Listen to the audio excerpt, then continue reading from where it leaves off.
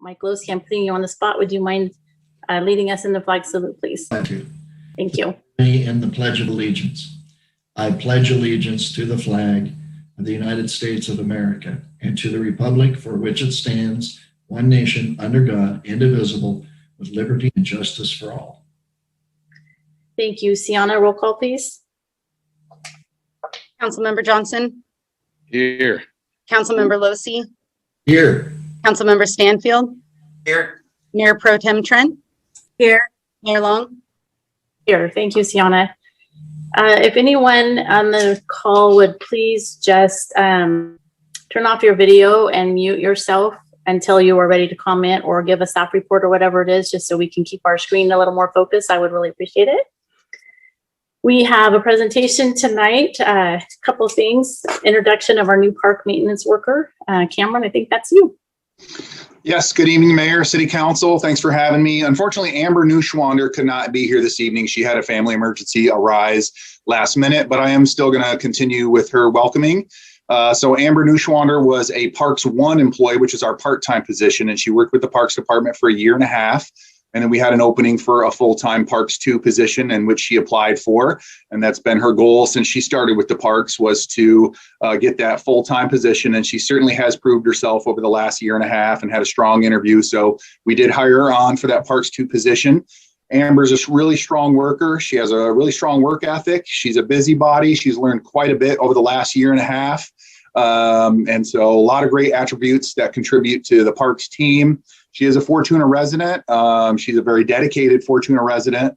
In fact, she's the kind of person who, you know, when she's going from job site to job site, if she sees a mess in town, she cannot help herself and has to clean up any mess. So she's responsible for keeping our city clean as well as maintaining our beautiful parks. So I just wanted to take a moment to welcome Amber, and thanks for the opportunity. And hopefully you'll all get to meet her in person at some point soon. Is she the one that helped out with the Little Hot Shots program last year? She was working weekends, so she was probably the parks maintenance worker that stopped in. Yeah, so I'm sure you have met her before. Yep. Yeah, she was very helpful. She is. Thank you. Well, thank you, Cameron. Tell her welcome for us, and we're sorry we didn't actually get to see her, but we will one day. All right, I will do that. Thank you. All right, thank you. Our next presentation is from Summer Daughtery, Senior Environmental Analyst of Humboldt County, and she's going to talk to us about the Eel River Groundwater Sustainability Planning Update. Welcome, Summer. Thank you, Mayor Long. I appreciate all of your time this evening. Sienna, can you allow me to share my screen? You should be able to share. Okay. Let me, hold on, navigate those things. Let's see. While Summer's doing that, I'll just remind our audience that if you are not speaking on an item yet, to turn your video off for us, please. And let me just confirm the screen that you have. Sorry, let's see. Are you able to see a presentation screen okay? Yes. I'm gonna really quickly just confirm I have the right one. Summer, it was showing the screen with your notes, so you might want to select, if you have 2 monitors, the other monitor. Got it. How's that, Merritt? That looks perfect. Okay. Thank you. Well, thanks again for having us. My name is Summer Daugherty, and I work for the County of Humboldt in the Public Works Department and Environmental Services Division. And tonight we're going to talk a little bit, let me bring you back to that first slide, about the Eel River Groundwater Sustainability Plan. This is driven by the California Department of Water Resources. And tonight we're going to go into give you an overview on just really, this is just an overview of the project and what's going on, answer any questions you have. And then Jack, who's with me here tonight, will provide information and background about SGMA and the work that we've done to date. And then I'll come in and I'll talk a bit more about the work that we're doing currently to come into compliance with SGMA. And then talk again about the next steps and next steps to completing the groundwater sustainability plan. And then finally, open it up for any questions that you may have. So tonight with me is Jack Rice. He's a consultant for the County of Humboldt. His company is the Western Resource Strategies. And he's working with us to help with stakeholder outreach and the development of the groundwater sustainability plan. So I'm going to kick it off with him in just a moment, but I wanted to mention and highlight the work that the city, your staff is already doing to support this plan and the work in the county. And so Merritt Perry, your city manager, has been part of the working group since around 15, I want to say 15 or 16.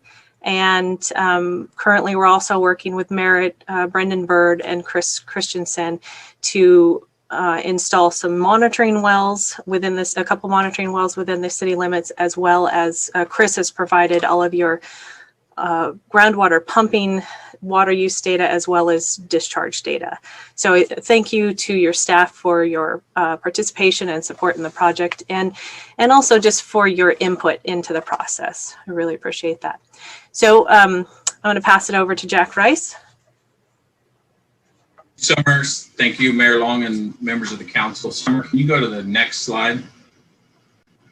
Just a little orientation about Sigma and the area we're talking about. This map you see here is a map of the Eel River Valley Groundwater Basin. This is the geographic area that the Sustainable Groundwater Management Act applies to that we're talking about.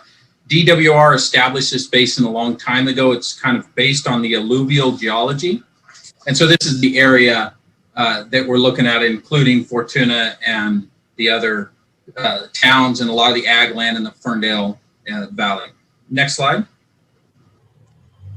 So the Sigma is a very complicated law. We're going to give a very brief overview just to orient you to what is required and why we're having this presentation. The legislature, recognizing groundwater problems in many areas of California, passed the Sustainable Groundwater Management Act in 2014. The purpose of that act was to ensure that groundwater supplies remain sustainable into the future. The goal was to achieve that through local management, not through the state mandate. So there's an opportunity for these requirements to be met by local government, in this case, the county. If that fails, the state is a backstop. So there's a lot of incentive to make sure we handle this locally. The process for this is to establish a groundwater sustainability agency. That's the first step. The second step is that agency develops a groundwater sustainability plan. And then finally, once that plan's adopted, the groundwater sustainability agency will implement that plan, conduct monitoring and reporting as required by the law. Next slide. So to date, what have we done? Since the law was passed, the county recognized that this would affect our area, so they very quickly put together a Eel Valley Groundwater Working Group to help grapple with the issue. They began to collect data, received a grant from DWR, worked with others in the basin to collect more information. They attempted to create an alternative, and that alternative ended up being rejected, but all of that information that was utilized is helpful in developing the groundwater sustainability plan. So now, since the alternative was rejected in late 2019, the county immediately began working on establishing a groundwater sustainability agency. That was done early in 2020. Now they're focused on developing the groundwater sustainability plan. They also received nearly a $2 million grant from DWR for that, for the development of the groundwater sustainability plan. Turn it back to Summer for an update on the current work in progress. Yes, so currently the project team is reaching out to stakeholders to provide information about Sigma and the process for completing the Eel River Valley groundwater sustainability plan. And some of the meetings include presentations to local agencies, individual or small group meetings with agricultural producers and irrigators, individual or group meetings with environmental interest groups, and essentially anybody else we can reach out to and encourage participation and share the information with. And so other opportunities to be involved we'll discuss a little bit later in this presentation. So the intent of the data is to fill in data gaps. So using the historical information current information that we're collecting now and to establish baselines and understand how we're moving forward. So the data that we're currently collecting includes installing 23 groundwater monitoring wells entirely within the county road right-of-way, working with irrigators to install 6 flow meters so that we can better understand the applied groundwater volumes in the basin, installation of the DWR CIMIS station. So that is the California Irrigation Management Information System, which is installed kind of centrally in the Ferndale Valley. And it provides essentially a minute by minute weather data, evapotranspiration. This data is available online for free. So you can actually type in CIMIS and it will pull up the data web page, and you can scroll through and look at different websites or weather stations around the state. And then also monitoring groundwater elevations as well as water quality and saltwater content throughout the year, and then also measuring stream flows. We're looking closely also at the lower reaches of the Eel River and the Van Dusen to identify sensitive areas that could be vulnerable to excessive groundwater pumping. And also, finally, the technical team is developing a sophisticated groundwater model to describe the movement of groundwater, to describe the surface water groundwater interactions, and those interactions, how those interactions change throughout the year and under different circumstances or conditions. We'll be sharing that information about the model as it becomes available, and this will feed into developing a water budget, understanding sustainable management criteria, and setting thresholds. So that is something that we'll bring back and ask for participation and feedback in the future. So in the big picture, there are basically 3 big questions that frame our work. The first question is, does pumping affect river flows during the summer and fall? If the answer is yes, then we need to understand how much. We also need to understand if pumping is causing a significant and unreasonable impact to beneficial uses of interconnected surface waters. Second question is, does pumping affect the intrusion of seawater in the aquifer along the coastline? And if yes, if that effect is significant and unreasonable. And then finally, Sigma requires us to answer the question, what is the sustainable yield of groundwater of the groundwater basin? In other words, how much groundwater can be pumped without causing undesirable results? So under Sigma, we need to have the data and fundamental tools to answer all of these questions. Right now, it's too early to determine the level of sustainability in the basin or if any management actions will be warranted.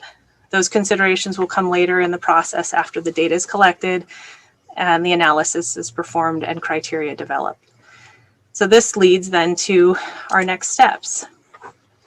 So what's next? You have a chart here outlining the number of activities that are generally occurring simultaneously. Just to summarize those quickly, we're going to continue to collect data to improve that model that Summer was discussing. And we appreciate working with Fortuna. I know they've collected data on the wastewater and measured the wells. And that's been helpful because part of getting the water budget together is getting the information from the users in the basin. So appreciate the work with Merritt and the team at Fortuna to do that. So in addition to that ongoing technical work, we're continuing the stakeholder engagement. That's obviously what this is part of, reaching out to all the different groups of stakeholders, and also trying to have a better understanding of how information is affecting the planning. Because there's a kind of a policy piece to Sigma, which is how do we know what a problem is, or if the effect is occurring, how much is too much? So the big engagement on that process as we move forward. And that really rolls into the next thing, which is GSP development, the groundwater sustainability plan itself. There'll be information rolling out through the rest of this year on the plan itself, what it says. So there'll be opportunities to comment on that. You can go to the next slide. So there's a number of ways. We put this up here for the community that may be interested in becoming involved. Essentially, we're looking for any way to engage with people that are interested, open to reaching out to anyone in whatever form we can reasonably accommodate. I will say that one of the best ways to know what's going on is to contact Summer, and maybe Summer, we can go to that last page where your email is. Contact Summer and get put on to the interested stakeholders list if anybody wants to keep track of that. We also have a web page you can access at humboldtgroundwater.com. That'll take you to the county's web page with all of this information. As this process continues, there'll be draft chapters of the groundwater sustainability plan that may warrant review and comment by the city or other stakeholders as well. That's a really quick, brief summary of Sigma and what we're doing here in the county. Are there any questions that we can answer? Does anyone from the council have any questions? Does anyone from the public have any questions? Madam Mayor, I do have a real quick question. Go ahead. With regard to GSA, what types of management actions would there be taken? And I imagine it depends on the significant and adverse impact that you find, but what would some of those management actions be? It's a good question. So the information indicating or that we have to date isn't showing us where a problem may occur. But if there is, or in basins in California where there is an imbalance and a problem has been identified, there's sort of two valves you can go to turn. You can try to turn the supply side, so you can try to add more water to the basin, or you can turn the demand valve and somehow restrict groundwater extraction. So those are kind of the two different options you have. There's a number of ways to do both of those in different areas. They depend on what you have. You can do groundwater recharge. You can do in lieu recharge, which is people using surface water if it's available instead of groundwater. On the demand side, you can encourage farmers to utilize different irrigation technologies that may reduce the pumping while more or less maintaining the production of their farms. So all of those actions and those different ideas will be explored as part of the GSP. Whether they're required or not depends, as you pointed out, on whether you find there's an imbalance. Okay, thank you. Anyone else? All right, hearing none, thank you, Summer and Jack, for your presentation and for being here tonight. We really appreciate it. Thanks for having us. We appreciate that as well. All right. Stay tuned for more information. Okay, see you soon. Thanks. All right, moving on to oral comments from the public. Does anyone have any comments that they would like to address to the council that are not on our agenda tonight? There is a banner with a number you can call if you would like to comment, or if you are already on our feed, you are welcome to comment.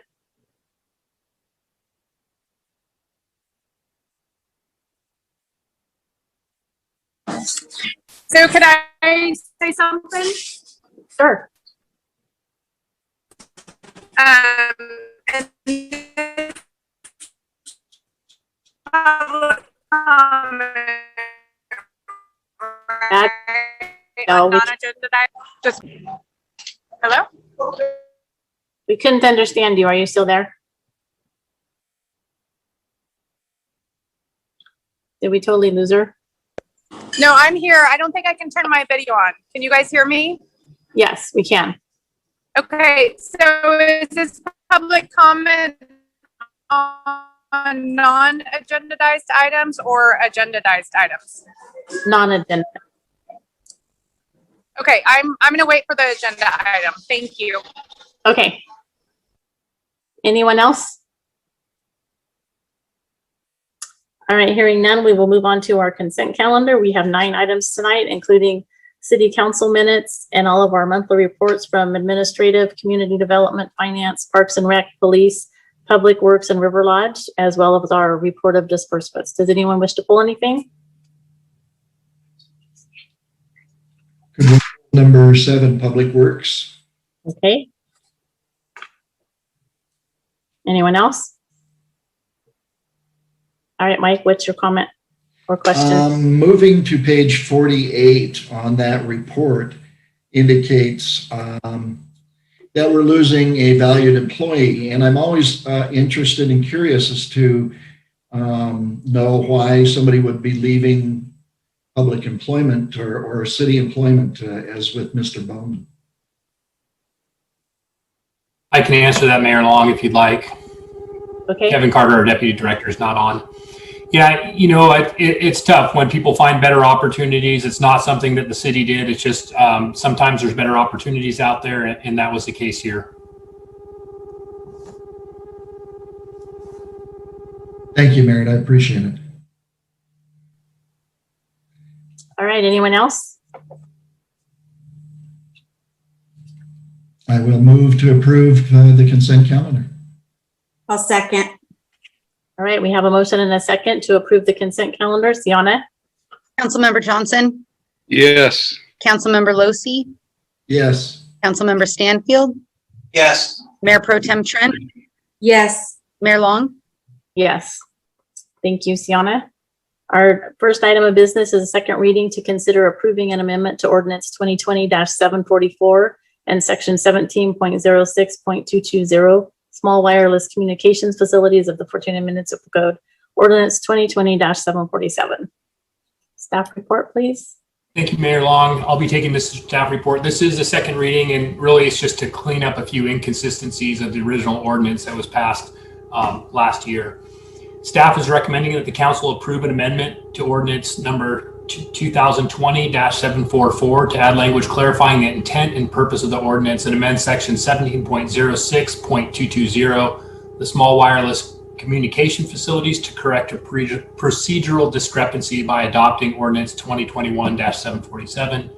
On November 2nd, 2020, the City Council adopted a small wireless cell facility ordinance establishing local standards that regulate the application, processing, locational and aesthetic standards, and maintenance and operation of wireless facilities to the extent allowed by federal and state law. In the process of incorporating the code sections into the online Fortuna Municipal Code, several inconsistencies were noted. This code amendment will provide the necessary changes to remedy the inconsistencies. Section 1 of the proposed ordinance will amend section 17.06.220 of chapter 17.06 of the municipal code by striking the designated text from that section that's indicated in the staff report. And the deleted section created an unnecessary duplicative enforcement process by referring to Title 8 of the municipal code, whereas section 17.06.220, the revocation of the permit already creates the appropriate enforcement process. The text changes are included in the ordinance attached to the staff report and includes the changes to the enforcement process as well as the corrected language in order to clarify and affirm the purpose and intent of the ordinance. There is no anticipated fiscal impact to the city's general fund because of the code corrections. And this concludes my staff report. I'd be happy to go over this in more detail if the council would like. Thank you, Merritt. This is our second reading, so we asked a lot of questions the first time. Does anyone have any follow-up questions? Nope. If not, somebody make a motion. Oh, wait, public comment. Does anyone from the public wish to comment on this item?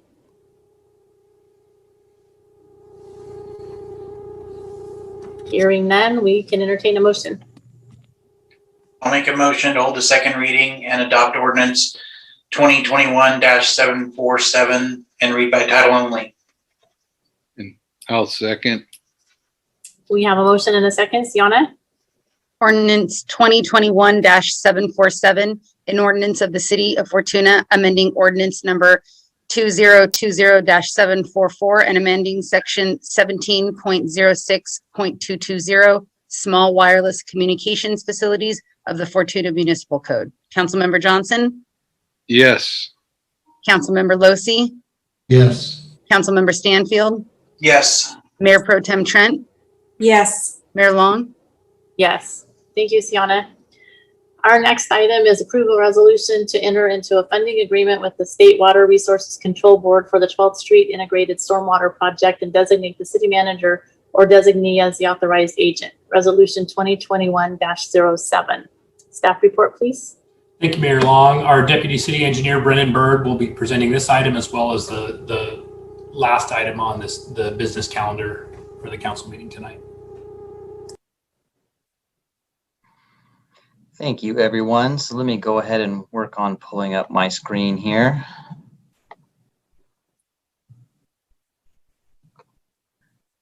Everyone, please let me know when it comes up. It is up. Very good. Okay. Well, thank you very much, Merritt. Honorable Mayor and City Council, it's my pleasure to provide the first of two presentations here tonight. The first one being on the city's 12th Street Integrated Stormwater Project. This project proposes to install a number of LID rain gardens along 12th Street and to extend the city's existing storm drain pipe network further up 12th Street in order to help alleviate some gutter flooding issues that many of us are aware of in that particular stretch of town. So the seeds of this project were planted several years ago when the city applied for, but was ultimately unsuccessful in obtaining a Prop 1 LID grant with the state. After that attempt, in January of 2019, the city was actually approached and awarded a $145,000 technical assistance grant, which was intended to help the city fund and develop a project for a subsequent Prop 1 grant. During the winter and the spring of 2019 and 2020, staff and our technical assistance team, which included GHD and the Council for Watershed Health, developed the 30% design for the 12th Street Integrated Stormwater Project. Also during this time, staff worked with staff at Fortuna Union High School, as we'll see in a moment, as they'll be maintaining an LID basin located on their campus, or are proposed to. And we've also presented this project to the City Council in the past. I believe it was about a year ago at this time. Both of these outreach efforts resulted in letters of support for the project, which were included in the final grant application, which staff submitted to the State Water Quality Control Board in June of 2020. So now for kind of a quick overview and a refresher on what the project is that was included in the grant application. As seen on the left over here, the 12th Street Stormwater Project is located principally within the right-of-way on 12th Street in between K Streets and Lonnie Drive in Fortuna. However, there is also one additional LID basin that is being proposed on the southern portion of the high school parking area. At various locations throughout this general area, stormwater rain gardens, which are also referred to commonly as LID basins, will be installed in existing red curb no parking areas. These rain gardens will be designed to collect road, gutter, and building stormwater runoff, which is anticipated to provide for treatment and storage of most, if not all, smaller storm events. The rain gardens will also be connected to each other via a new storm drain pipe system, which is kind of shown here on the bottom right-hand side of the slide.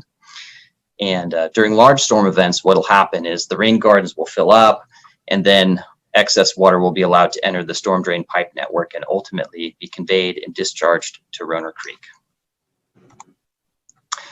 So the city and the staff were able to kind of go through a comprehensive process to identify where we thought a Prop 1 grant project would be the most competitive for a grant application.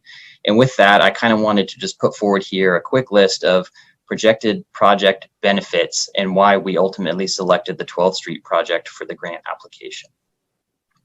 So first, the project will increase stormwater treatment prior to its discharge in Roner Creek, which will help preserve downstream water quality, and it will help the city in meeting our pollutant reduction and trash capture targets, which are anticipated soon to be regulated by the State Water Quality Control Board in future MS4 permits. The project will also help alleviate gutter flooding issues by providing a new storm drain pipe and extending it up 12th Street. The project will help reduce peak flows to Roner Creek, which will help improve fish passage conditions, as well as reduce downstream channel erosion and flooding potential. The project will improve pedestrian safety along 12th Street by providing for shorter crosswalk distances at all intersections that are retrofitted with the LID bulb outs. And lastly, the project will provide kind of an aesthetic component to 12th Street as well, which should help provide for some, visual contrast with a lot of the impervious surface that's out there right now. The basins, we're looking at planning right now will include a typical distribution of LID type plants and grasses, similar to like you see in the basins in front of 12th Street. But we're also hoping to incorporate a little bit more of ornamental flavor to this as well, with some, nice other species that make it fit in a little bit with some of the other bulb outs and planted areas in the downtown area.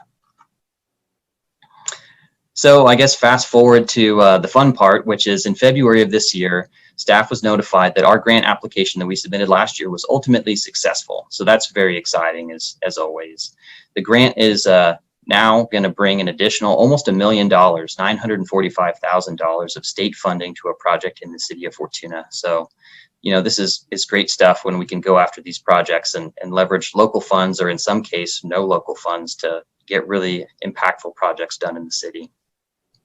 This grant particularly does require a 10% city match, which is a total amount of about $105,000. Staff have already budgeted $50,000 of this amount in the current fiscal year's Measure E funds, and we anticipate presenting the remaining $55,000 needed for the match as a Measure E project in the upcoming budget year.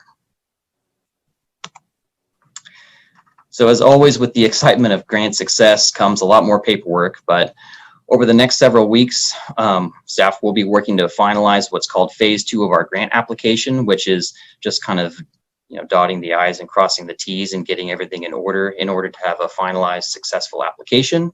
And one of those things is an authorizing resolution, which needs to be approved by the council in order to enter into a grant agreement. This resolution has been included in the council packet tonight, and it authorizes the entry into a grant agreement and designates the city manager as the authorized agent for the project. So looking forward, just kind of a sneak peek of where we see this moving forward from here. We're anticipating that this summer will include finalizing and executing the grant agreements with the State Water Quality Control Board. And then after that, contracting with our engineering consultant, who will complete the design for the project, as well as work on design, on construction engineering, The upcoming winter months will be primarily focused on getting the design together and getting the project ready to be bid in the spring. And staff are ultimately hoping to coordinate construction in the summer of next year, 2022, when the high school is out of session, to kind of alleviate any potential issue with construction, impacting high school traffic. So with that, I'd like to, again, offer my recommendation for authorizing resolution 2021-07. And I'm happy to answer any questions on the project or anything else that you may have. Thank you. Brendan, how many parking spaces are we going to lose on 12th Street? 0. They'll all be located in red curb areas, which was one of the design criterias for there. So to my knowledge, it should be exactly 0. So we'll hopefully target for that. Does anyone else have? Go ahead, sorry. I'll just note in there will be some lost capacity in the high school parking lot there in the very south by the property line, but we've been in coordination with Glenn and Clint with Fortuna Union High School, and they're aware and they're open to it as well. So, does anyone else have questions?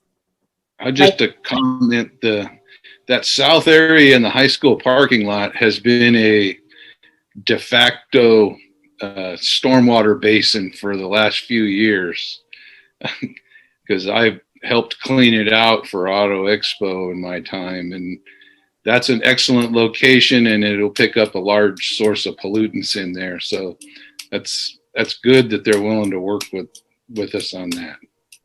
Thanks. Absolutely, and I'll just expand on that. They have been, really great to work with during this process, and actually we'll be entering into a maintenance agreement too. So they'll be taking care of that as well. So yeah, it's been a pleasure working with them, and we look forward to being able to work with them through construction. The maintenance agreement's awesome. Yeah, absolutely.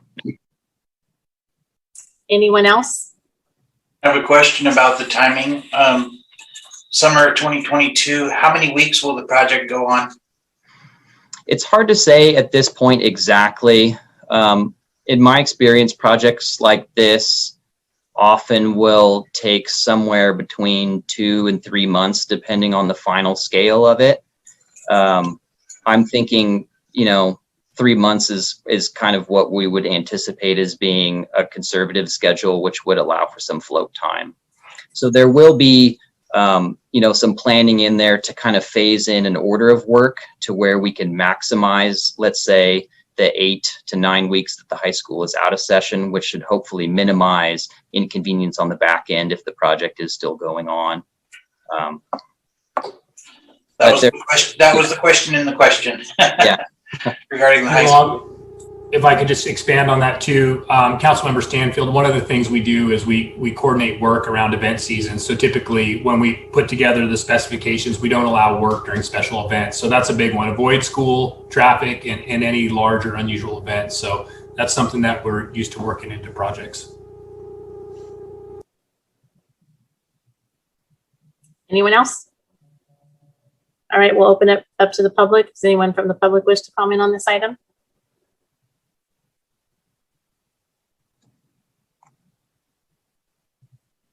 Hearing and seeing no one, we can move on to a motion.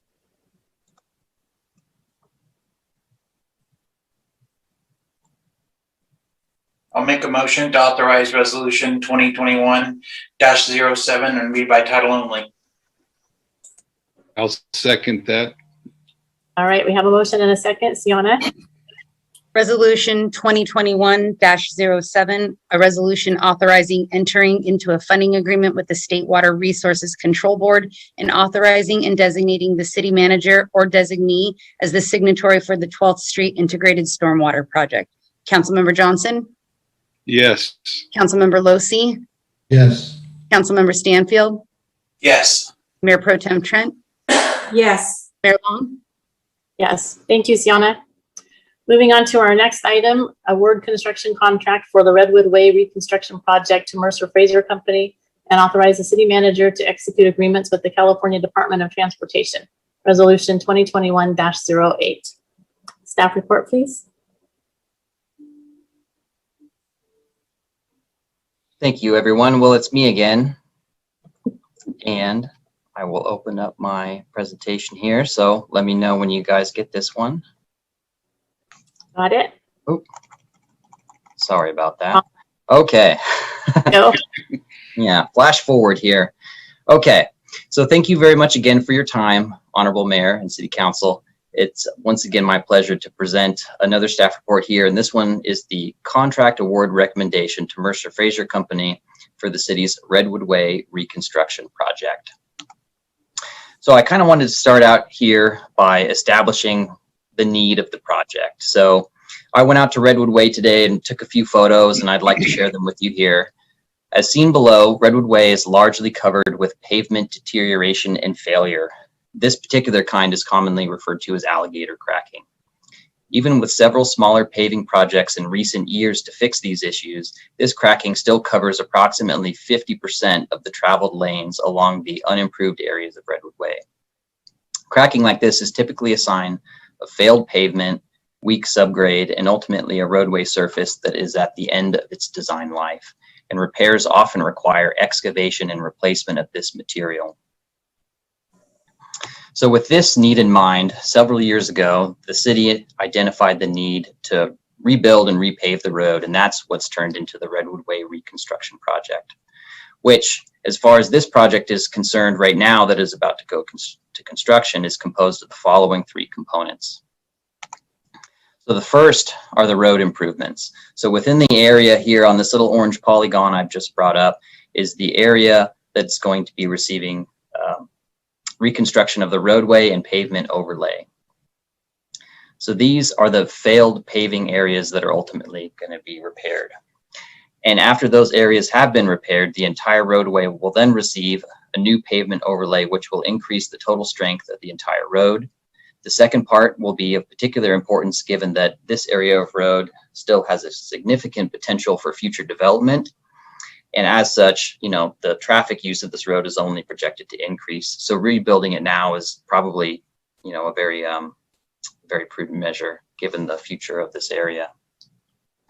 So the second part of the project are pedestrian improvements. And what you'll see came up as this little red strip over by St. Joseph's Drive, as well as these little indicators for a crosswalk over on the western side of the project.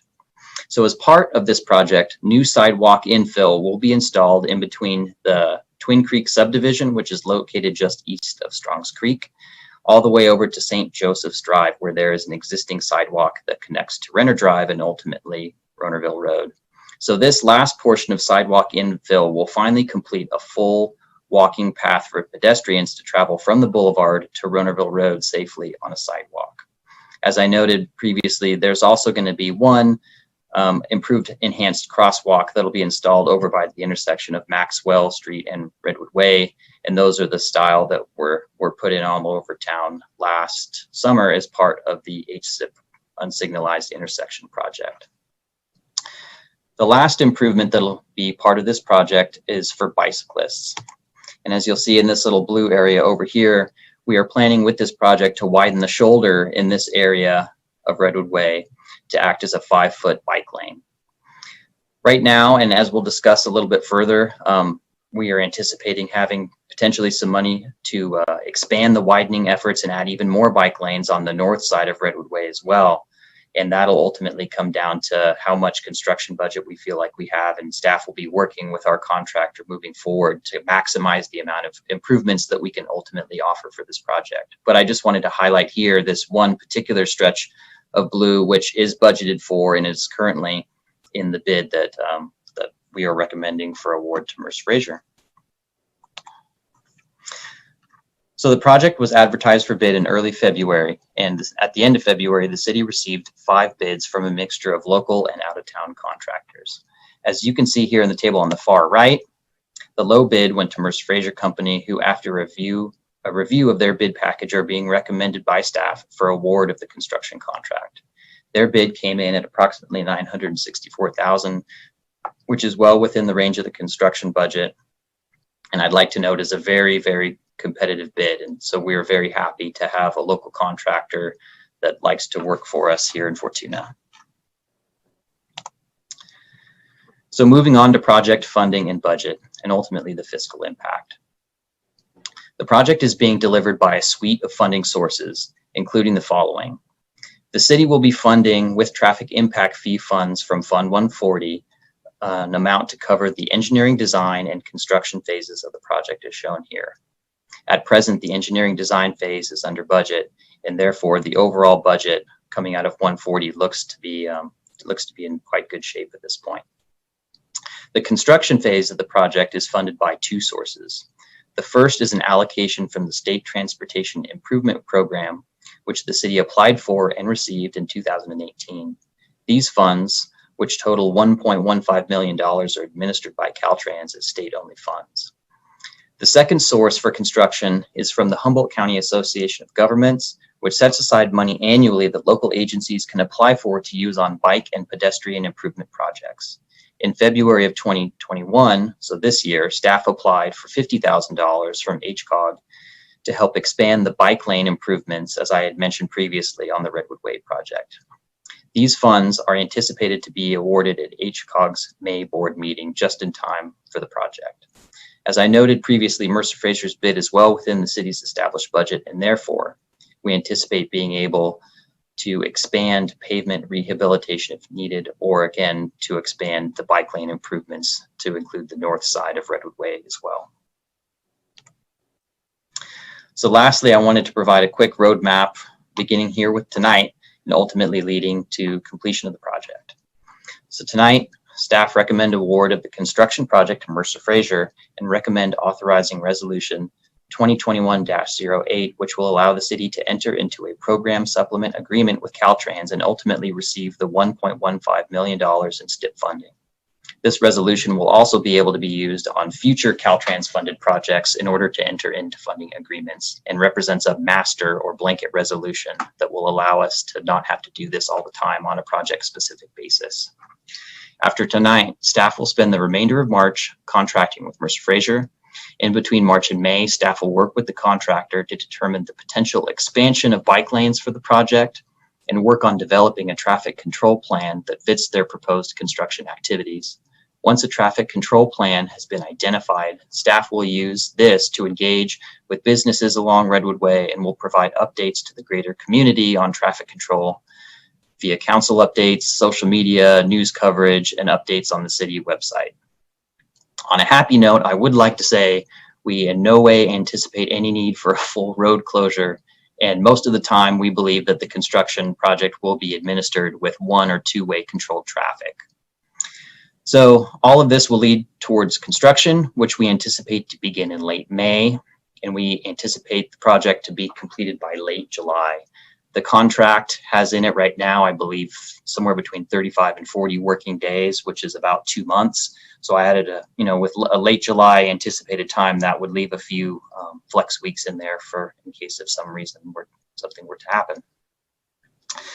So with that, I'd like to make my final recommendation to award a construction contract for the Redwood Way project to Mercer Fraser and recommend authorizing of resolution 2021-08.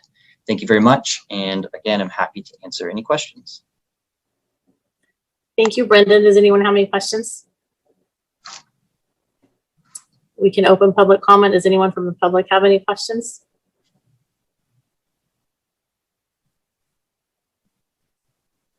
Hearing none, we can entertain a motion. I'll make a motion to authorize the city manager to award the Redwood Way Reconstruction Project, CIP 9979, to Mercer Fraser Company and establish a maximum contract amount of $1.2 million. Approve resolution 2021-08 and read by title only. Second. We have a motion and a second. Sienna? Resolution 2021-08, authorizing the city manager to execute agreements with the California Department of Transportation for all of the City of Fortuna projects. Councilmember Johnson? Yes. Councilmember Losi? Yes. Councilmember Stanfield? Yes. Mayor Pro Tem Trent? Yes. Mayor Long? Yes. Thank you, Sienna. The next two items I added as discussion items because, as you all know, we can't violate the Brown Act by talking to each other outside of a council meeting. And I just kind of wanted to update you on some of the things that are happening in our community right now. So our first one is discussion regarding Redwood Memorial Hospital cancellation of obstetrics services. Can we just say and submitting a letter of opposition to the Attorney General. The Board of Supervisors has already sent in their letter of opposition to the Attorney General, and I have had several meetings with community members and doctors regarding this issue. Wait, my dog is barking. The community is demanding to be heard on this. Sorry. I'm gonna have to let her out or she's not going to stop.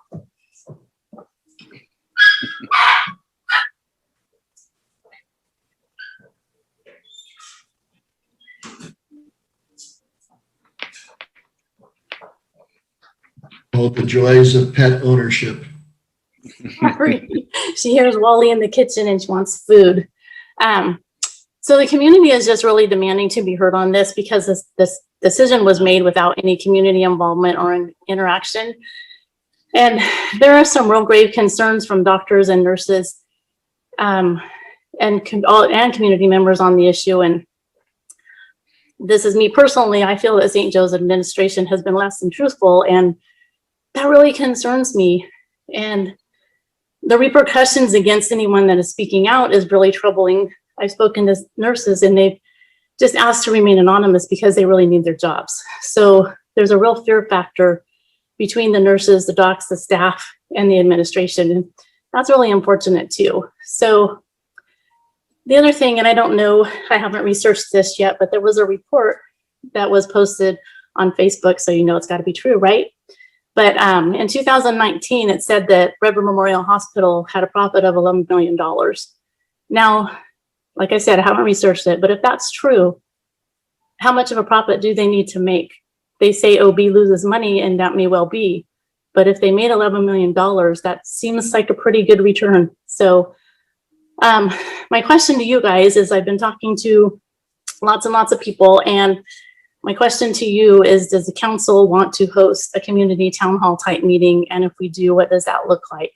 And we also have some members of the public that would like to comment. I know Michelle Bushnell has been very involved, and she's trying to do what she can to get in touch with some of our Senator McGuire, Senator Woods, the AG. And so I know she wants to comment on this item as well. So if anyone from the public wants to comment, now would be the time, and then we'll just have a discussion with the council and the public. Mike Johnson, you got your hand up. I was just going to say, until you said you were going to come back to us, but go ahead and do that. Let the public speak first. Okay. So if anyone from the public wants to speak, now's your chance.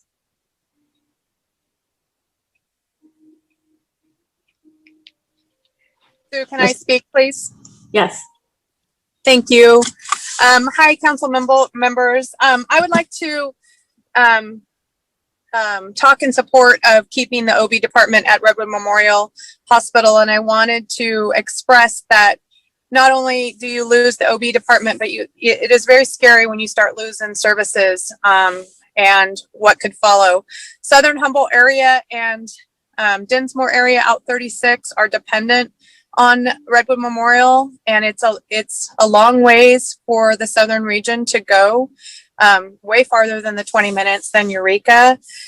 I think that the OB department, me personally, is just so vital to Redwood Memorial and to the city of Fortuna and the southern area of Humboldt County. And I hope that we could be heard as a community, and I'm very supportive of the community members wanting Redwood Memorial OB to stay. Thank you. Thank you, Michelle. Anyone else from the public want to speak? Yes, Sue, I would like to speak, please. Sure. Okay, so my name is Erica Thompson. I'm a community member. I you have to state my address. Nah, you're fine. I live here in Fortuna. So I live here in Fortuna, and I've lived in Fortuna for 20 years, and I was born at Redwood Memorial Hospital, as was my father, my husband. My boys are third generation Redwood Memorial babies, but I grew up in Southern Humboldt, right? I'm originally from Myers Flat area, Garberville area, and I want to share a quick story with you guys. I was an only child until I was 15. My sisters were born in 95 and 97. My mother was in labor with me for about 18 hours, and she was in labor with my next sister, Caitlin, for about 17 hours. So on March 21st at 10:45 p.m., she was like, oh, we're going to have a baby, but we're going to have a baby tomorrow, because she was used to having long labors. So she didn't feel like she had to rush anywhere. My sister Kylie was born in the backseat of my grandmother's car at 11:58 in the parking lot of Garberville Hospital. And on her birth certificate, it literally says auto under place of birth. She was some of the last babies that were born there. And I was in high school when that happened. I was 17. And I remember when they stopped having babies at Southern Humboldt. And I remember that for a couple of years, there was a lot of really big emergencies that happened on the highway simply because it took that long for people to remember that they couldn't go there. And 9 times out of 10, unless you are crowning, sorry guys, sorry men, I'm getting a little descriptive here, but unless you are actually crowning, the ER is going to push you to the next OB, right? That they don't want to deliver babies in the emergency room. The emergency room is not where you deliver babies. And so I just want to put that one night when my mother's 38 years old, third time mom, so she felt experienced, felt like she could handle it. And I want to put that into a little bit of perspective. So let's pretend like Garberville was already closed in 97. My mom would have had to go to Redwood Memorial. We lived in Myers Flat at the time. It took my father 14 minutes to make it from Myers Flat to Garberville. Now, that means that if they would have had to go north to Fortuna, my sister would have been born right around Shively or Scotia. But Redwood Memorial would have only been about 6-7 miles away. Now let's close Redwood Memorial. My sister is still born on the side of the highway at Shively or Scotia, somewhere right in there. Only the nearest OB center is 26 to 30 miles away. I like to say that I am Humboldt born, Soham raised, and Fortuna grown. And I say that because Humboldt County has my heart, and it always will. I was born here and I love where we live. We are so blessed. I am so raised because I was a kid running the streets of Garberville, doing all those things that we do down there on the rivers, all the things, graduate of South Fork High School. And I still have many, many friends there. But Fortuna, I'm Fortuna grown because for the last 15, 20 years, I've lived here. And this is where I became a business owner and a mom and a wife. This is where I grew into myself. And I think that that is a pretty important thing. And it really hurts me sometimes when I think about how we do kind of have this divide between Southern Humboldt and Fortuna. And I think that we can come together as the second district, as, you know, there's so many people that depend that would come so far. And I think about, you know, yes, okay, drive time. This will be my last point. I'm sorry, you all know I can go forever, but drive time. It was mentioned in the town hall by St. Joe's that it was only 15 minutes. Well, I'm sorry, with my work with my Humboldt Cruisers page last summer, I drove a lot of miles and did a lot of timing and a lot of different miles per hour to plan my cruises. And I can tell you without any question that it takes from Fortuna city limit to Herrick Avenue, right? Eureka city limit, doing 55 miles an hour, it takes 17 minutes. Doing 70 miles an hour, it takes just under 14 minutes. But then you have to get the rest of the way to St. Joe's. From Herrick Avenue to the Bayshore Mall, during normal in the evening traffic, it took me an additional 10 minutes just to get from Herrick to the Bayshore Mall, the day that I timed that cruise. St. Joe's is even further than that. I mean, it just, to me, it's 25, 30, 35 minutes from Fortuna to get there.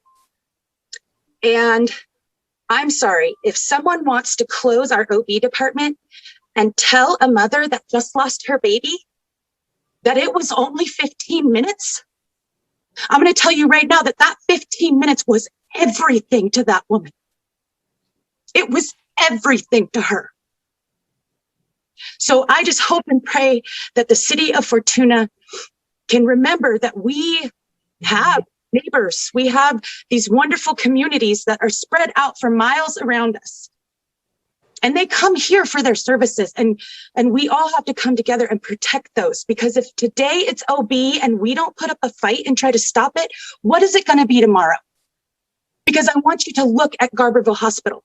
I want you to look at what it was 25 years ago. You could have a baby there. Now you can barely get a Band-Aid there. So if you want to lose money's money is money's money. But as far as I'm concerned, I am tired of bigwigs in suits telling us what we should and shouldn't do. And I do not want them trading our moms and our babies for dollars. And that is how I feel. So thank you so much for letting me speak. Thank you, Erica. Anyone from the public wish to speak?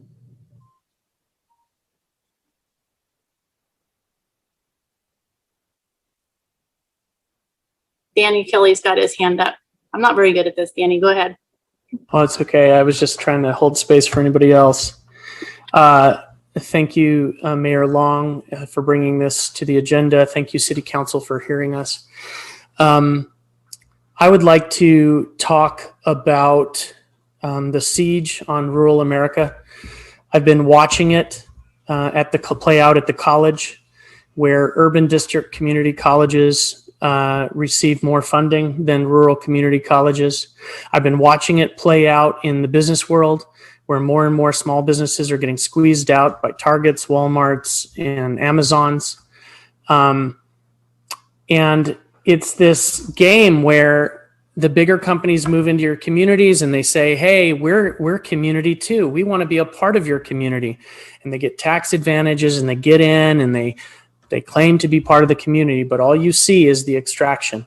They pay the minimum wage jobs and our folks don't get decent wage living. They take the money out and it goes to corporate. And now I'm watching it happen with Providence as well. Same thing. They come in and they claim to be a community partner. They outstretch their hand begging for our money for their fundraisers so that we can keep people on ventilators and so that we can build this service and get that specialist. And we fund it. Meanwhile, they are one of the most profitable nonprofit hospital institutions in the United States. I'm done. I'm enough. I'm tired of the extraction economy on rural America. And as Erica mentioned, you know, if we don't stand up and fight, well, we tried to fight a year ago. And Sue, I know you know because I reached out to you and I reached out to folks on the board of the hospital. And I said, look, this agreement with the AG is going to expire in June of 2021. And they're going to try to close it. And we tried to make some progress that way. And all we were told by executives at Providence was, no, we don't have any plans of closing that. Don't worry about it. They lied. They hid. And then they come out right when there's no time to really fight it. And they say, oh, yep, we're closing it. And it's an end of discussion. The decision's already been made. Some secret decision in a Santa Rosa board meeting. I'm sorry. This is our community. We are hosting you. You work for us. We're not your customers. This is healthcare, and this is our community. We're done. We're done putting up with this shit. Sorry, excuse my language. So we're going to fight it. Now, we've got over 4,500 signatures so far. We're going to continue fighting for those signatures. I got news for you, Providence. Erica's out there getting signatures, so you're screwed. She knows everybody. She's going to get everybody's signatures. We're going to keep fighting you. And then we're going to talk to the AG. I finally, after 9 months, got an inside phone number to the AG's office so we can find out what the status is of our complaints.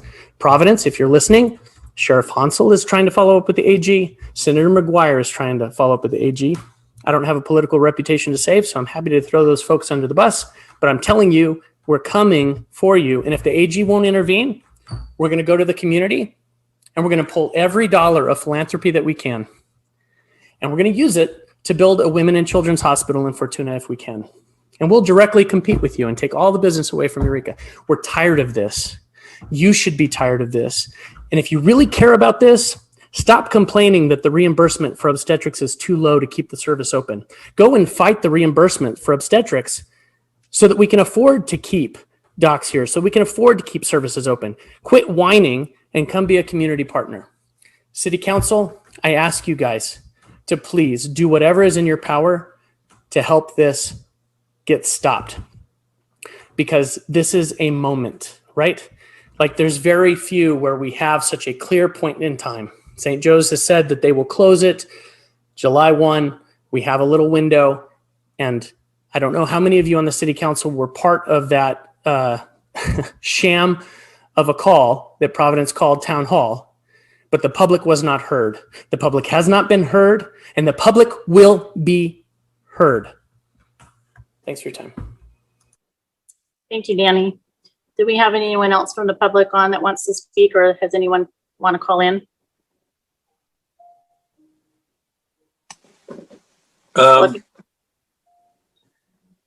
Let me get a hand up here.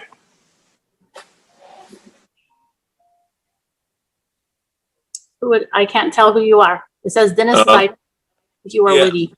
Dennis Leonardi. Oh, okay. It is Dennis. Okay. Go ahead. Thank you, Mayor Long and council members. Just, I know this is really, I'm the board chair, the community board chair for both Redwood Memorial and St. Joseph Hospital. And I know this is a very emotional discussion, and probably most of you sat in that River Lodge meeting in 2013 when we had the same kind of discussion, and it's painful. I mean, my kids were born at Redwood Memorial too. I spent a lot of volunteer hours, and I get it. I understand what this crisis is about. Now, back for just a little refresher, and I don't really know Dan or his wife. It sounds like his wife is a physician or something. Anyway, we all got together. I think the system, and while I'll just say the system because there's a lot of players involved, heard the community back in 2013. The Redwood Memorial Foundation teamed up with the McLean Foundation. We tried to recruit physicians. We put tens of thousands of dollars into it. And this is not about dollars. I chair the quality committee at the hospital and have been a participant, but it's about providing the best level of care that we can. And just to step back for a second, remember that this is only about parturition. It's only about the birth. All the rest of the prenatal care is still happening right where it is. It's happening in Fortuna or wherever your doctor is. So that basic core element of care is still being done exactly where it is with no changes. The only thing is a transition from Redwood, which are, to frame it, they're having 4 births a week. And you have to keep a staff on 24/7 for 4 births a week. There's a real concern about keeping physicians, nurses at top quality at that level of activity. So back in 2013, the community rallied around trying to get physicians, trying to get the program revitalized, and yet you still have, the statistics show us we have declining birth rates, and there's a lot of need for resources to go other places. We have increasing number of cancer cases every year that need to have resources. And how do we keep our quality at a very high level? We have a level 2 NICU unit in St. Joe's. If your baby's in trouble, wouldn't you want to be 2 minutes away from the best quality care we could have in the community, as opposed to right in the middle of a procedure or your baby's born stressed and you have to transfer everything to St. Joe? It seems to make some logical sense to concentrate all of our talent and all of our resources and have the best unit that we possibly can. And make no mistake, I agree with, was it Dan's his name? Or we are in rural America. Even St. Joe's is rural America. So having that level of care in rural America is pretty impressive. But it's pretty hard to keep 2 levels of care at that in a small rural community. So if you want to send a letter, send a letter. But really, I think if you take the emotion out of it, there's work we can do together about educating doctors and EMTs and parents and mothers to be about getting to hospitals on time, what we need to do to work together to have the most successful outcomes. I'm not going to try to throw anybody under the bus or yell at anybody, but there's some realities we all need to face. I think I'm very certain that the system is committed that any RN that's down at Redwood is going to be offered a job at St. Joe's to try to get full employment out of this thing. And also there's Redwood Memorial. It's a critical access hospital. It's important to use those beds. There's a lot of opportunity to use some of those beds. We have the new rehab unit going down in at St. Joe's or at Redwood. One of the top rehab programs in the entire country is moving to Fortuna. I mean, how good a deal is that? They're investing $15 million at plus probably in putting up a state-of-the-art facility. So there's a lot of good stuff happening here. And sometimes I get a little frustrated. I think some community members also get frustrated. We don't want to lose anything, but we're actually going to be able to gain some things in this process. And it's a bigger discussion. It's probably a bigger discussion than we're going to have in our longer than 3 minutes conversation already. But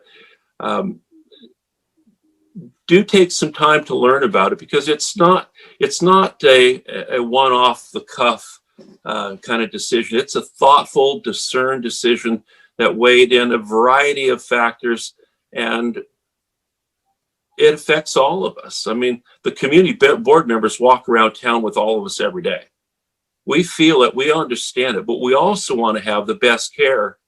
If you're having a heart attack, you want to make sure St. Joe's has the top STEMI program to get you into the cath lab in 30 minutes or less. They do.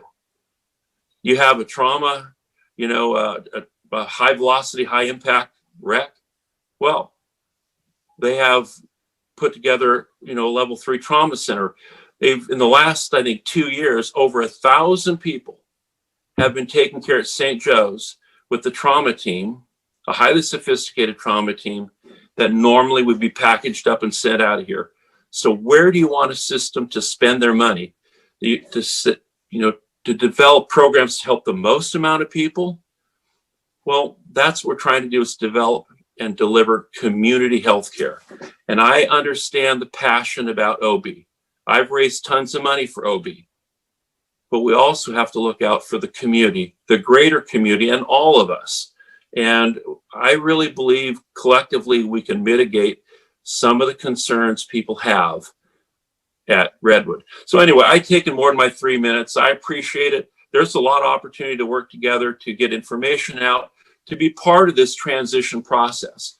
And if you're really concerned, I think I'd like to invite you to talk to our CEO, and we can have maybe your city manager, or maybe Mayor Long, somebody to help see if we're covering all the bases. I think it's an open-ended extension. Anyway, thanks. I appreciate the time, and I'm part of doing some of that groundwater stuff too over here in Ferndale. It's very fascinating what's going on in our River Basin. So I applaud you guys taking time to learn about that too.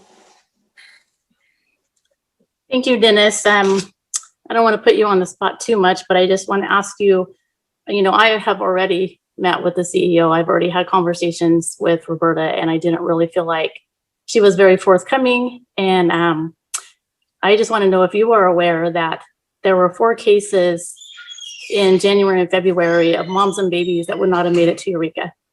And I don't know if you've been told that. I don't know if that is being put out there at all, but 4 cases, 4 moms and babies that were at risk and wouldn't have made it to Eureka. That to me is frightening. And there's no money that can compensate for 4 moms and babies. And that's just in 2 months. Well, I'm not familiar with those particular things. I try to stay, like you operate under the Brown Act. I try to be very careful about the HIPAA rules and regulations about not sharing too much detail.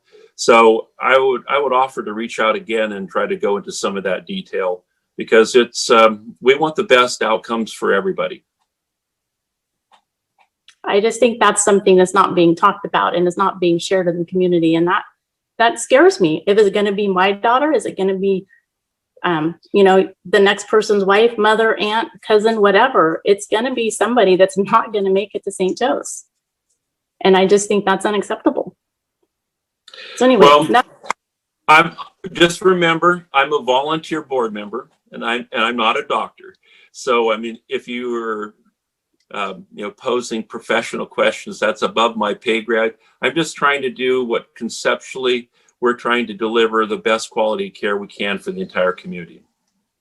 And I appreciate you, Dennis. And I don't mean to put you on the spot per se, but I really think that there's a lot of information that's not being shared. And that is what concerns me the most. Well, can we commit to try to work on some of that so we can break down some of those barriers? I really think it's in everyone's best interest that we all understand, because we have a great healthcare delivery system up here. We really do. We have full-time neurology coverage. Who in a small community has 24/7 neuro coverage? There's some good stuff. And I know it's emotional, but if we can commit to working together, and I think we can solve a lot of this stuff and move it together and do a better job. Everyone. Anyway, thanks. I appreciate it. You're welcome. Thank you for talking to us tonight. And does anyone from the council have any comments or want to chime in? Mike Johnson. I appreciate Mr. Lenardi coming and speaking. And he may be right in that there's some emotion in there, but it's because it hits close to home, into our own families, and into the way that we've had information conveyed to us. Because this whole matter went from a news article to a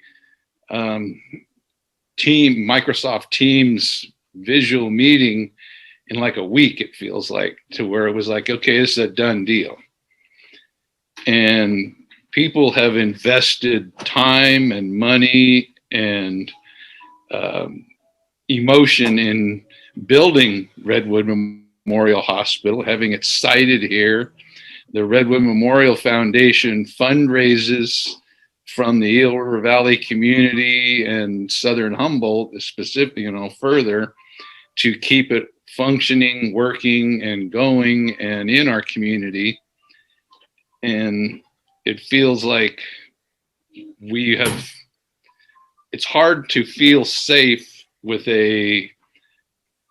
when services are lost, it doesn't quit. I mean, the hospital down in Garberville is a shell of what it used to be, and things were taken a piece at a time to where it is now. And it feels like the same could happen here. And there's been many a time that if people have been in a car accident or an industrial accident and been taken to Redwood in just a matter of minutes, instead of packaged up and had to go all the way to Eureka. I know that that's not what we're talking about specifically, but if my granddaughters had a problem in being born, it could have been that they had to be packaged up and taken to Eureka instead of being born right here in Redwood. So I think that we should draft a letter to the Attorney General, and possibly I'd recommend drafting one to the Providence corporate headquarters in Seattle also. And in so doing, we're not just doing this for Fortuna, but we're also doing it for the people that rely on the hospital in Fortuna from all over the Eel River Valley down into Southern Humboldt, and even parts down across into the Mendocino County line. So it's something we need to take responsibility for and act on. So that's my 8 cents worth. Thank you, Mike. Anyone else? I'd like to speak. Can you hear me? We can. Oh, okay. I was at that meeting at River Lodge a few years ago when they talked, and they were talking about one of the reasons they were closing the OB department was because of the lack of doctors. And they said, they keep it open a few more years and see if we could recruit doctors. Well, we've recruited some excellent doctors.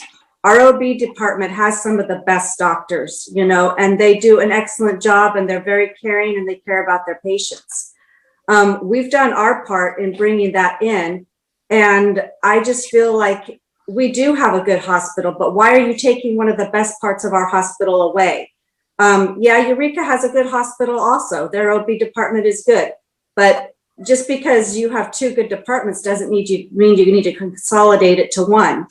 I don't think we should have our OB department taken. I think it serves a big purpose. I think if they do take it away, we will lose some babies or some moms, and that scares me to death. Thank you. Thank you, Tammy. Anyone else? Mike, Yeah, Lucy? I'd like to. Can you hear me? Barely. Talk louder. Okay. From Ukiah to Eureka and east all the way to Redding, there are no OB services for delivery if the department closes here at Redwood. I think that's totally unacceptable. And I think if you're looking for a consensus, for a letter to go to the AG's office, and I think it's a good idea to write corporate as well in Seattle, and let's at least do something like that and see what happens. Thank you. Yes, I'd like to speak. I will agree with the majority of our council members and go on to say that I appreciate Mr. Lenardi coming on and being the voice of the other side of the conversation. But and in no way is this a personal attack on him. I think that his heart and his volunteerism is stellar, and his willingness to serve his community is to be commended. But the way this whole thing went down is a real breakdown in trust. And I think that the idea of saying that we can come together now to talk about the future medical needs of our community. I think that Providence has already thrown down the gauntlet and realized, or made us realize that our choices aren't our choices when it comes to our hospital care, and that's frustrating. And so I'm very passionately in favor of writing a letter to the AG, to corporate, and to whoever else can put a positive impact on this thing happening to us instead of with our input or our permission or our consent or our willing participation. I think it's hard to hear from the CEO that this decision is made with great care and great this and that, when it was just done without any input from the community. And I've always raved about this community's ability to rally around the hospital. I've always said that I've toured doctors visiting to interview for Redwood Memorial for time and time again in my job. And I said, you know, the thing I love about Fortuna and the Eel River Valley and Southern Humboldt is I truly feel if something ever happened to Redwood Memorial Hospital, that this community would rally around it and attempt to buy it or turn it into a community hospital or do something to preserve our independence and ownership of our medical choices and our medical care in the Eel River Valley.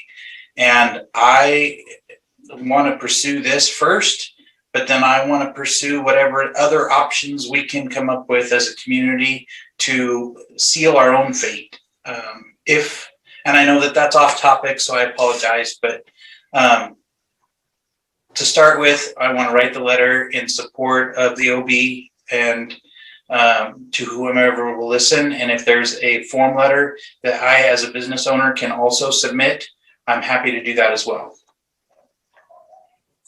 There is the petition to sign, the Save, Danny, what is it? SaveMomsAndBabies.org? That's right. Okay, so there is a petition that you can sign that's for the AG. We're still collecting signatures on that. And Danny and Erica manned some booths at Safeway and Grocery Outlet on Thursday and over the weekend in order to gather signatures for that and just to talk to people and make them aware. And as they were talking to people, there were a lot of people that were not even aware that this was happening. So just trying to get the word out so that people know what's up. So the other thing, it sounds like we're in agreement to write a letter. Do you guys want to host a special council meeting as like a town hall type meeting, whatever that looks like, whatever I can put together and get dates when everyone can come? Are you interested in doing that as well? I'm seeing yeses. I'm seeing Mike, Jeremy, Mike, Lucy, are you? I am. Although if you want to put something like that together, I think it needs to be in a in-person venue, whether it's in Roner Park where you can get a group together or a large number of people, because Zoom, people just do not participate. Yeah, we're trying to figure that out. And the nurses union from Santa Rosa has contacted me, a guy by the name of Ian. And so we are trying to work on what that looks like. Perfect. Mike Johnson. Well, I just wanted to build on some of what we'd said before. They talked about not being able to recruit doctors. And from what I've heard from the recruiters is that the last few years, they brought in 10 doctors to work here. And they were, part of those were for the OB, and they were unable to work with the St. Joseph's people, and they got frustrated, and 3 of them left.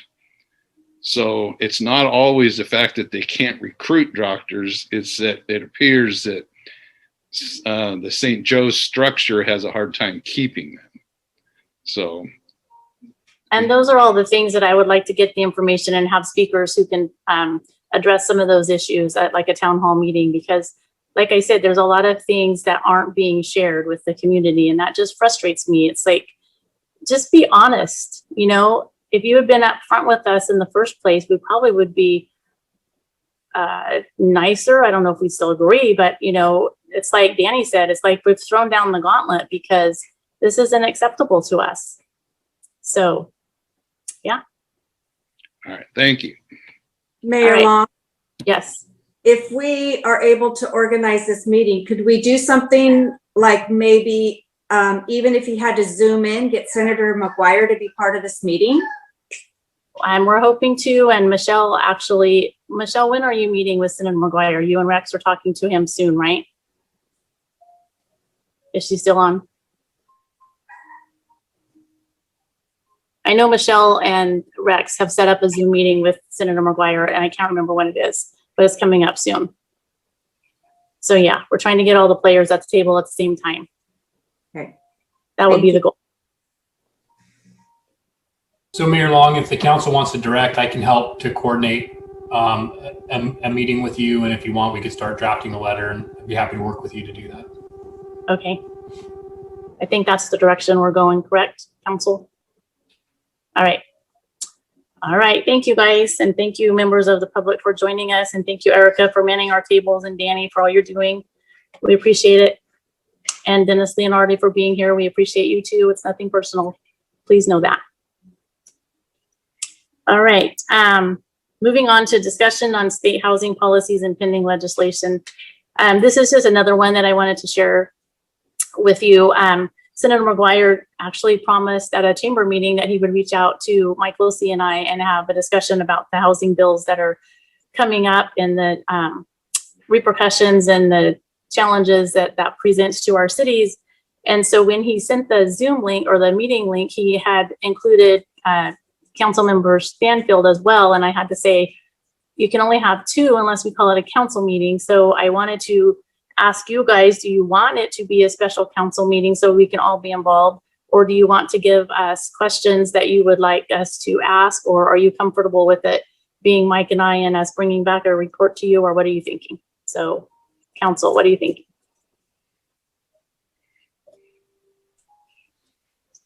I personally would love to be involved in the conversation, and it's not that I don't trust that you and Mike would have a great representation for the group, but I think in this certain circumstance, I think more of us equals the greater of us, I guess. My personal choice on that. So the Zoom meeting is scheduled for April 1st at, hold on here and I'll tell you. Mike, do you remember right off the bat? I do not. Okay, hold on, I'll find it. But I think that's great that Jeremy would like to take part, or anybody else. But Well, I haven't on here yet. So whenever it is, if we want to call it a special council meeting, I can just check with Senator McGuire, make sure that's okay with him, give him kind of a heads up so he realizes there's going to be more than two people, and then we can just post it as a special council meeting. Is that correct, Merritt and Sienna? Sienna's nodding. Yeah, I just want, we could certainly do that, Mayor Long. And the other thing, I might just check with the city attorney. We don't have him on tonight, but I don't know if it might be possible to have all the council members participating in a larger public event. But let me check that with you and get back to you on that. If it's not an organized council meeting and it's just listening and giving feedback, but let me check with the city attorney. And if it can't be a participation by all the council meetings, certainly we can organize a special council meeting. good. Okay. So yeah, Anytime there's a chance of local control being lost, I would like to get all of us together to be aware and be forewarned. It's been in the Definitely process a of lot being of- lost. Oh, yeah, it's happening bit by bit. Yes. it's April 1st at 3:45. So if we need to call a special council meeting, that's when it would be. I'll be there. I'll block it out. Okay, so I'll send the information to Sienna so that she can actually notice it for us. Does that work, Sienna? Yes, it does. I was just going to say, to add what Merritt was talking about. I think it's always a good idea to check with the attorney, but my understanding is that you could participate in a larger forum, but you wouldn't be able to have discussions amongst your council members. So if you were just sitting in the Zoom meeting, listening to what they were saying, asking individual questions, it would fine, but you can't deliberate or discuss. So by noticing it as a special meeting, it would allow you as a council to interact on the subject at the same time. Okay, I think that would be best, just to make sure we're covered. Because it's not like a larger group of people. It's just Mike and myself and Senator McGuire at this point. So it's not like you have your, I think you have your Yeah. bases covered if you notice it as a special meeting. Okay. All right, so that's why I put those two items on the agenda. Thank you for putting up with my whatevers. I don't know. Moving on to city manager's report. Merritt. Thank you, Mayor Long. Just a few upcoming meeting dates I'd like to review with the council and the public. We have a special council meeting scheduled for Wednesday, March 24th at 5:00 p.m. And one of the subjects of that meeting is to have a discussion regarding an upcoming CDBG project, a scoping meeting, and also to have a presentation on solid waste collection and SB 1383. Our next regular city council meeting is on April 5th. Our next at 6:00 p.m. Our next planning commission is on March 23rd at 6:00 p.m. The next Measure E meeting is tomorrow night at 5:30 p.m. And at that meeting, staff will be presenting the various projects being proposed to the Measure E committee. There won't be a decision made tomorrow, but it will be merely a presentation of staff projects and kind of some analysis of the projects presented by the public. And then the next Verona Community Recreation and Park District meeting is April 7th at 2:30 p.m. I have just a few items for my verbal report. One of the first items was in anticipation of potentially taking up the city's cannabis ordinance. I thought it would be important to have the council members review some of the different types of cannabis businesses in the county. So we toured a number of sites in Eureka, including Papa and Barclays at the old Kmart building, a dispensary, some other extraction facilities, just so our council had firsthand knowledge of what those types of businesses and facilities look like. And so I think it was successful, but to avoid Brown Act, I had to go over 3 days. And so it took quite a bit of time, but I think it was certainly informative. Our finance director completed the additional discretionary payment to PERS that was approved at the last city council meeting, the amount of $255,000 that will reduce the city's pension liability by that amount and also reduce the amount of interest that the city will be paying. And also importantly, the peak amount as those payments come due. One of the big things that's happened is the federal government has passed the American Rescue Plan Act of 2021 that will provide assistance to American families and businesses.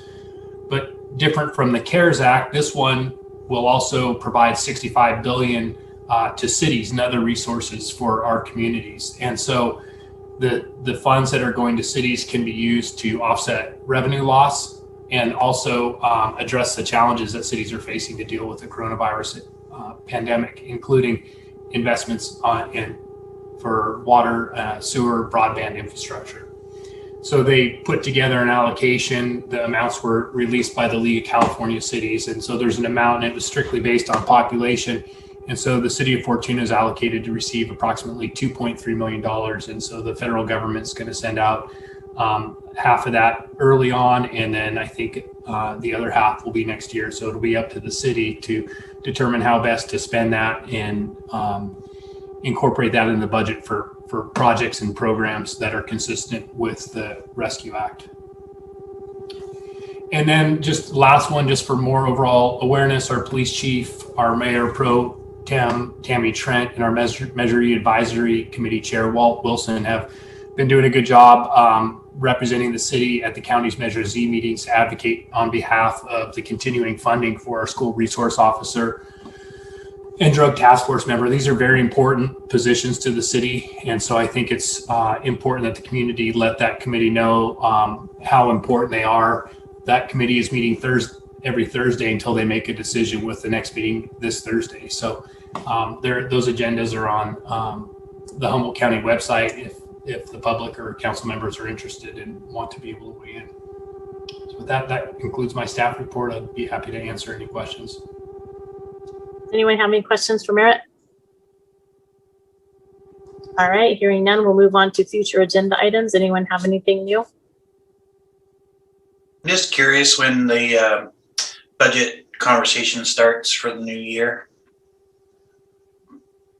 April? Yeah, so what I can do is I can bring a budget calendar. Staff is already starting to put things together. I mean, the first part in that process will be getting the Measure E recommended projects. And so our finance director, I can bring you an overall budget calendar, but we're going to be starting, some activities in March, and certainly we'll be into that to April and bringing preliminary budgets. I don't want to commit Aaron to an earlier schedule. I'll let him present that, but I think he typically shoots for a couple of review meetings, and those would be in May, and then adoption before the end of the current fiscal year by the end of June.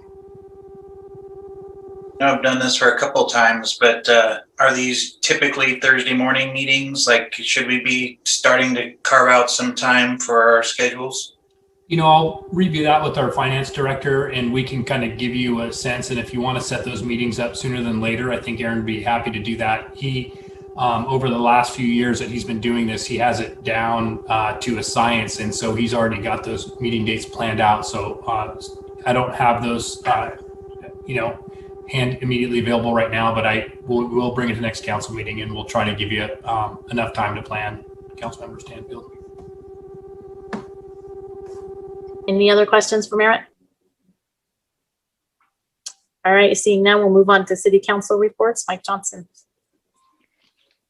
Okay, well, last week I had a historical commission meeting, and for us, the best part of that was confirming that now the museum's open Thursday through Sunday from noon to 4 p.m. So we have our museum back, and hopefully it's just the first of many things coming back. They're getting ready for a rodeo exhibit for 2021 to help celebrate the 100th anniversary of the Fortuna rodeo. And one of those items will be the saddle awarded to Clarence Bugenig. And when they get the space available and cleared out and starting to assemble the exhibit, it will be prominently displayed. And I believe it's going to be on the north end of the museum in that big ante room back there.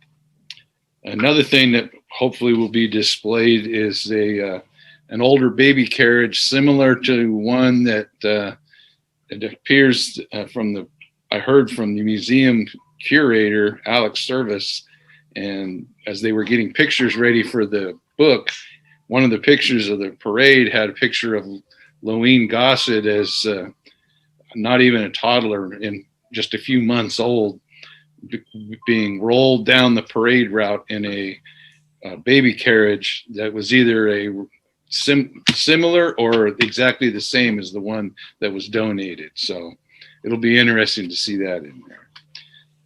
Upcoming things, I have a HCOG meeting Thursday, and I hopefully will be able to attend the meeting for the Measure Z committee and weigh in with any comments for that, and then make it to the HCOG committee meeting. On the agenda for the HCOG meeting is some local transportation fund apportionments, the state transit assistance and state of good repair allocations, the TDA set aside funding, part of which is for Redwood Way. And then we have our greenhouse gas part of the regional transportation plan going to the full board for adoption into the regional transportation plan. And we will have some, towards the end of the meeting, we have a time for updates from Caltrans, and that will include the last chance grade, the safety corridor, and Caltrans has actually got a project starting for the area from Herrick to, I believe it's Truesdale, adding sidewalks, bike lanes, and beautification in that area as part of the Broadway, the beginning of the Broadway corridor, with safety improvements for pedestrians and bicycles.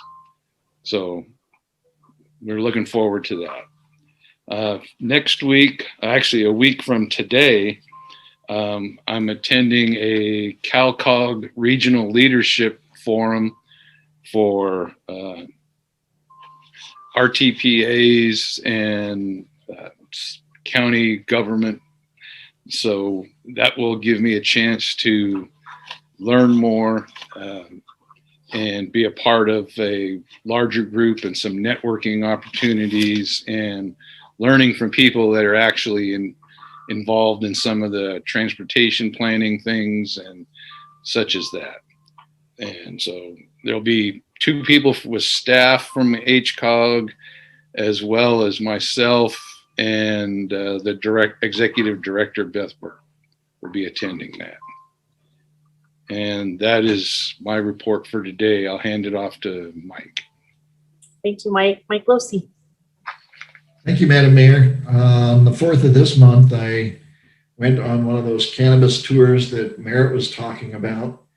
Very interesting tour. It is extremely interesting to me how, and we did all 4 or 5 businesses in Eureka and some in Arcata.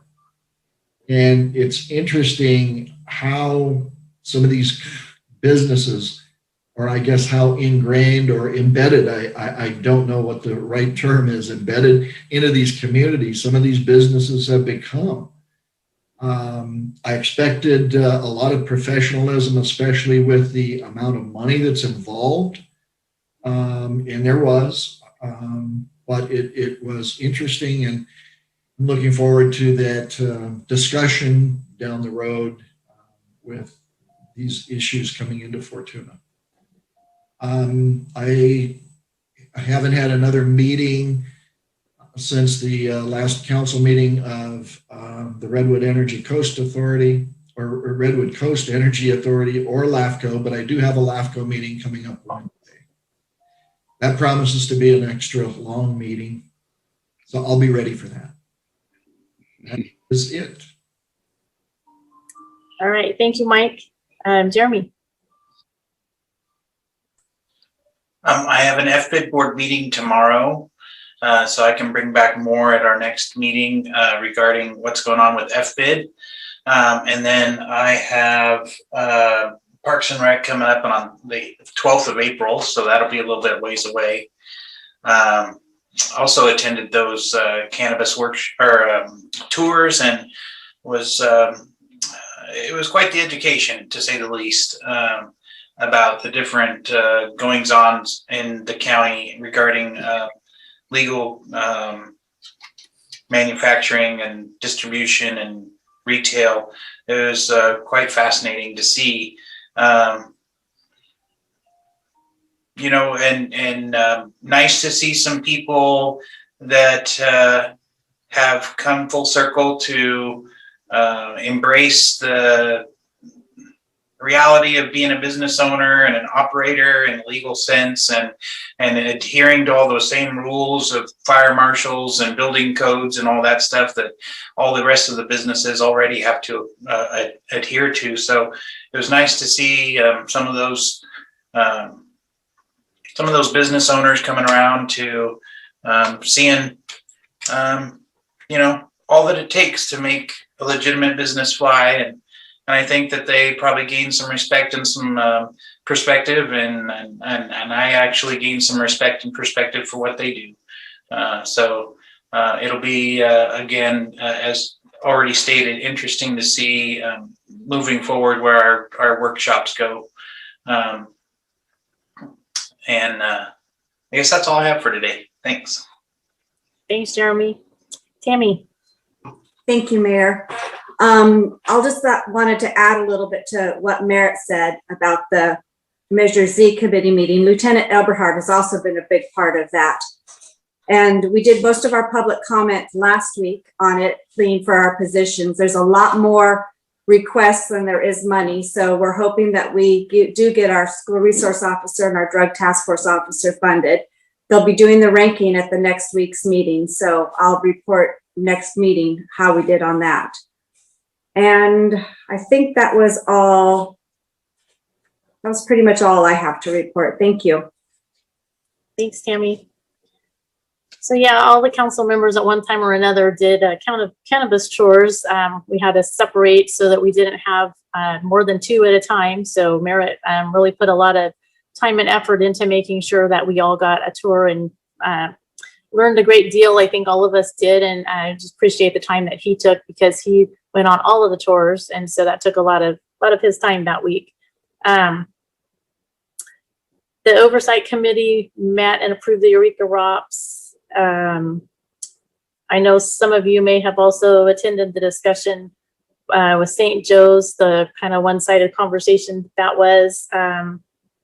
LAFCO, Gordon Johnson has been appointed as the alternate since Mike is the actual board member and so I couldn't be the alternate anymore, so that was good.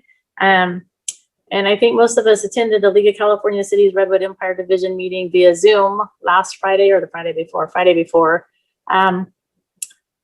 It's good, but it's just not the same. It's like, I don't mind getting in my car and driving a couple hours to actually be able to network and visit with all of the people. You know, you do your business on the computer and on the Zoom meeting. You don't really get to talk about what's happening in all the cities and different situations and issues that maybe other cities are facing that could help your city. And just not the same. We do it, and I mainly do it for Sarah because I know she puts a lot of time and effort into our division, and I really appreciate her. So I just want to thank Tammy, Chief Day, Lieutenant Eberhardt, and Walt for being diligent and attending our Measure Z meetings to ensure that we get the funding that we need to maintain our police station, our police officers, and our